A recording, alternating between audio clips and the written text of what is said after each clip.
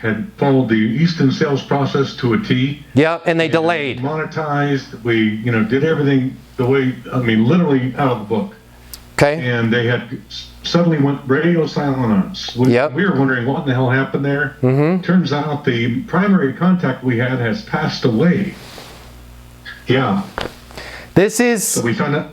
Yeah. Wrote a very nice letter to her boss saying, hey, just really innocuous. I'm reaching out to get a status update. We've reached out to Sean without any response.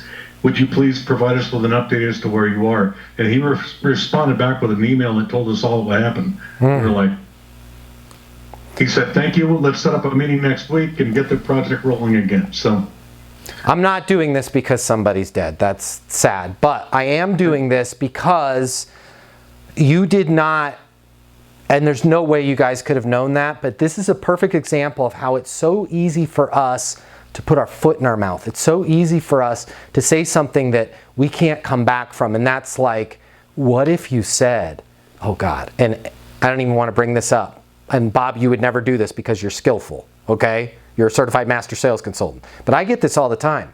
Snarky things like, just checking to see if you're dead. And somebody was going through that person's voicemail, and they really are, right? Like, this is why we don't do bumping this up to the top. Just wanted to see if you're still dead. And by the way, your guys are like, nobody does that. Go check your emails.